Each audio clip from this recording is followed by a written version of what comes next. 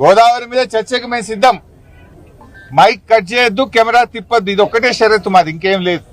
ఎంతసేపు అన్నా మాట్లాడదాం, ఎన్ని రోజులైనా మాట్లాడదాం. నీ సంగతి మొన్ననే బయటపడ్డది.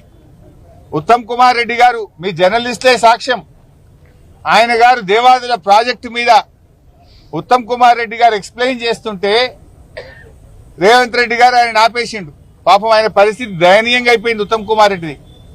ఉత్తమన్న నువ్వు జరాగు, ఈ ప్రాజెక్టు మీద కడియం శ్రీహరి గారికి బాగా తెలుసు, ఈసారి రివ్యూ చేస్తే కడియం శ్రీహరిని పిలుచుకో అంటుండు. అంటే నీళ్ల మంత్రికి ఏం తెలియదని చెప్పకనే చెప్తున్నాడు. ఉత్తమ్ కుమార్ రెడ్డికి ఏమీ తెలియదని రేవంత్ రెడ్డి గారు మీడియా సాక్షిగా వరంగల్లోనే చెప్పిండు. ఉత్తమ్ కుమార్ రెడ్డిని ఇజ్జత్ తీసేసిండు. నీకేం తెలియదు, ఈ ప్రాజెక్ట్ గురించి కడియం శ్రీహరి గారికి తెలుసు, ఆయన్నే పిలుచుకో అంటాడు. ప్రాజెక్టు గురించి నీ మంత్రినే నువ్వు మాట్లాడనీయలేదు. రేపు అసెంబ్లీలో మాకు మైక్ ఇస్తావా? నువ్వు మమ్మల్ని మాట్లాడనిస్తావా?